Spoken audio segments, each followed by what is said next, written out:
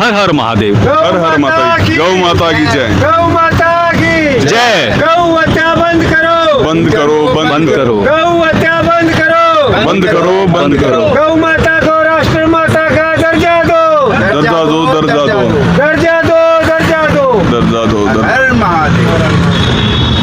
जैसे सरकार आई बीजेपी की, हिंदू बचाओ जैसे हम धरती से खत्म होने वाले हों, ऐसे हिंदुओं का बचने का भी फायदा क्या है जो धर्म को ना बचा सके।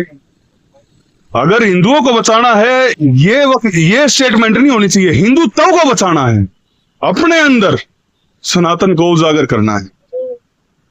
भीड़ तंत्र नहीं बनना है, सनातन को उजागर करना है, जीवों को बचाना है, पेड़ों को बचाना है, गौ माता को बचाना है। यही संदेश है भाइयों, आगे आओ। खाली टीके लगाने से सनातन आगे नहीं बढ़ेगा या रीले मनाने से सनातन आगे नहीं बढ़ेगा। इसके लिए आपको आना होगा और पूछना होगा उन लोगों से जो सनातन के ठेकेदार थे, जो आए थे सरकार के अंदर, ये कह के कि हम हिंदू हैं और हम हिंदुत्व का काम करेंगे। नमस्कार दोस्तों, आप देख सकते हैं हरिद्वार हर की पौड़ी से ये पवित्र जो कांवड़ है रथ के रूप में, जिसके ऊपर गौ माता विराजमान है। और ये एक कांवड़ जो रथ ले जा रहे हैं, इनका संदेश है कि गौ माता को आज राष्ट्र का दर्जा मिलना चाहिए और राष्ट्र माता घोषित किया जाए। और हम देख सकते हैं कि बहुत सुंदर यह रथ सजाया हुआ है। तो चलिए दोस्तों, इनसे बात करते हैं, जानते हैं इनके विचार। तो नमस्कार दोस्तों, अभी आप देख सकते हैं यहाँ गौ माता और बछड़ा है, यहाँ दिखाया गया है। और गौ माता आप देख सकते हैं कितना सुंदर यह दृश्य आपको दिखाया गया है। और अभी हम बात करेंगे इनसे। तो सर, आपका नाम क्या है सर? मैं एडवोकेट नवीन कुमार गणगस, 30 हजारी कोर्ट, दिल्ली से। जी। तो आप ये गौ माता जो हम देख रहे हैं ले जा रहे हैं यहाँ से कांवड़, और हरिद्वार हर की पौड़ी से आप लोग चले हैं, तो क्या संदेश देना चाहते हैं आप? देखिए, हम ये यात्रा है जो यहाँ हरिद्वार से जंतर मंतर तक जा रही है। ये यात्रा जो हरिद्वार का तीर्थ है तो दिल्ली के सेवा तीर्थ तक जा रही है। तो हमारा संदेश ये है कि राष्ट्रीय स्तर पर गौ सुरक्षा कानून बनाया जाए और जितने भी जीव जंतु हैं, पेड़ हैं, वन हैं, नदियां हैं और बेटियां हैं, उनकी सुरक्षा के लिए सख्त से सख्त कानून बनाया जाए। आईपीसी की धारा 377 को सुप्रीम कोर्ट ने पार्टली हटा दिया था, लेकिन उसमें क्या था कि किसी भी जीव का अगर रेप होता था तो 10 साल की सजा थी। अब गवर्नमेंट ने बीएनएस में वो कंप्लीटली हटा दिया है। तो हमारी मांग ये है कि बीएनएस के अंदर सेम सेक्शन जोड़ा जाए और एनिमल जो prevention of animal cruelty act है उसके अंदर सेक्शन 11 के अंदर अमेंडमेंट किया जाए। पहले 1960 में जब कानून बना, उस वक्त 111 रुपए तोला सोना था, और क्या है कि अब 50 रुपीज फाइन था उस टाइम पे जब 111 रुपए तोला सोना था, यानी कि आधे तोले के करीब। जी। तो मेरा मानना यह है कि अब उसी हिसाब से अमेंडमेंट होना चाहिए। 1 लाख रुपए तो मिनिमम फाइन होना चाहिए और 5 साल की सजा होनी चाहिए जो जीव जंतुओं को मारता है, पीटता है, उनको डैमेज कर देता है या हत्या कर देता है। जी।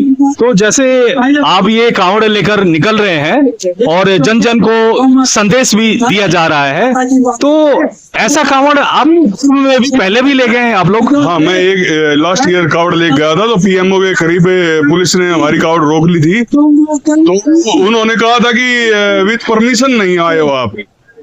तो अब की बार जंतर मंतर की परमिशन के लिए भी अप्लाई कर रखा है और हम चाह रहे हैं कि सीधा जंतर मंतर पर जाके अपनी बातों को रखें। दूसरा मैं ये कहना चाह रहा हूँ, आजकल हम देख रहे हैं जो गौ पालन करते हैं, हाँ जी, तो उनके जो बछड़े होते हैं या बछड़ी होती है, अधिकांश जो बच्चे होते हैं वो कोई भी पालना नहीं चाहता है। उसको जब तक दूध दे रही है थोड़ा बहुत दूध पिलाते हैं और देखा जाता है आए दिन 20-25 दिन के बाद बछड़ों की मौत हो जाती है और उसे फेंक दिया जाता है। तो इस पर आपका क्या राय है?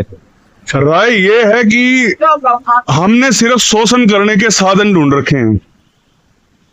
अब हम जो नंदी की मूर्ति है उसके कान में जा जाकर अपनी मन्नतें मांगते हैं, लेकिन जो साक्षात नंदी है उसको हम कटने के लिए भेज देते हैं या बाहर छोड़ देते हैं। अगर दिलों में सनातन है, अगर आप वाकई में ही सनातनी हो, तो ये बहुत दुर्भाग्य की बात है यहाँ हिंदुस्तान के अंदर हमें हिंदू होने पे भी गर्व महसूस नहीं हो रहा अगर हमारी ऐसी हरकतें हैं तो। और दूसरा मैं ये पूछ रहा हूं कि आज लोग बाग बेरोजगारी के चलते तमाम अपने घर जो गांव है छोड़कर शहरों की तरफ ज्यादा भटक रहे हैं, और जो पहले हमारे गांव में बुजुर्ग लोग पशुपालन करते थे आज वो बंद की कगार पर है। तो ये कैसे कहा जा सकता है कि गौ पालन को हम सेव कर सकते हैं या गौ पालन पे हम कैसे ध्यान देंगे? फिर पहली बात तो ये है सर, मैं बताना चाहता हूँ, जो बच्चे विदेशों में पढ़ के आ जा रहे हैं वो खेती की तरफ लौट रहे हैं, ऑर्गेनिक खेती की तरफ। आपने बहुत सारी वीडियोस देखी होंगी। एक्चुअली क्या है कि आदमी जितना ज्ञान हो जाता है उसके बाद वो चाहता है कि जो हमारे पूर्वज थे वो सही थे, और जो आज हो रहा है यूरिया मारी जा रही है या ज्यादा दवाइयां मारी जा रही है वो हमारे लिए हानिकारक है। तो मेरा मानना यह है कि जो युवा वर्ग आया है वहां से वो तो खेती की तरफ दौड़ रहा है, लेकिन गांव का जो ज्यादा नहीं पढ़ पाया या मान लो पढ़ भी पाया लेकिन उस लेवल पे उसके पास जमीन नहीं है या संसाधन नहीं है, वो व्यक्ति जा रहा है आज की वक्त में। जी जी जी, जैसा कि हम देख रहे हैं बहुत जो छात्र हैं IIT करके भी हाँ। और वो नौकरी ना करके खेती की तरफ, ऑर्गेनिक खेती हो या आगे किसी भी तरह का मछली पालन हो, गौ पालन हो, और बहुत तरह का व्यवसाय कर रहे हैं। दूसरी मैं ये पूछना चाह रहा हूं सर, जैसे हमने देखा है कि रास्तों में है ना, जो शहर हैं या गांव है, अधिकांश जो होते हैं गाय या बछड़े जो बड़े हो जाते हैं भटकते रहते हैं, और कोई बहुत ही कम आदमी होते हैं जो उन्हें चारा दे देते हैं। और इस पर आप क्या कहेंगे कि जैसे सड़क पर कई दुर्घटनाएं हो जाती हैं? ये एक तो हमारे धर्म की निशानियां हैं और हमारे जो दूध से हम शोषण कर रहे हैं उसकी निशानियां हैं। जबरदस्ती बार बार बच्चे पैदा करवा के सिर्फ इसीलिए कि उससे दूध निकाला जा सके। हम माँ कह रहे हैं उस गाय को जो दूध देती है, और उसी माँ को दूध देने के बाद रोड पे छोड़ देते हैं या उसके बच्चे को छोड़ देते हैं। सिर्फ किस लिए माँ कह रहे हो आप? उसका शोषण करने के लिए। अगर ये सनातनी देश है, हम सभी सनातनी हैं, तो हमें चाहिए कि कोई भी गौ माता बाहर ना भटके। आप देख रहे हैं मंदिरों में बड़े बड़े डाके मारे जा रहे हैं, राम मंदिर हो या कोई भी मंदिर हो, इतना पैसा डाका मारा जा रहा है। उससे जितनी गौशालाएं बन सकती थी, मेरे हिसाब से आपको ये समस्या दिखाई भी नहीं देती। गोचरान भूमियों के ऊपर कब्जे हैं जो छुड़वाए नहीं गए, इनके लिए पर्याप्त है।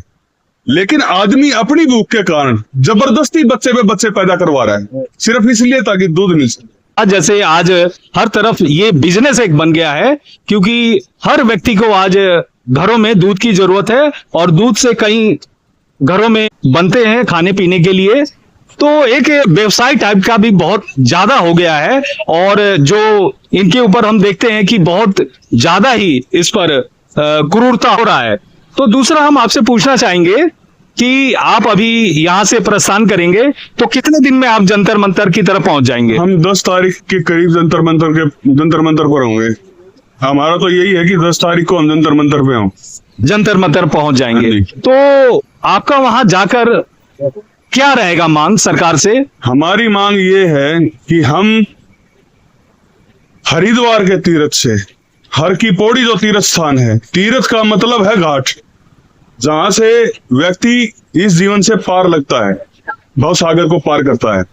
अब हम सेवा तीर्थ में जा रहे हैं, जो नया तीर्थ बना है, उस तीर्थ के अंदर जहां से ये कानून बने कि गां की सुरक्षा हो सके, गोवंश की सुरक्षा हो सके, जीव जंतुओं की सुरक्षा हो सके, पेड़ों की, नदियों की, वनों की, जलते हुए पहाड़ों की सुरक्षा हो सके।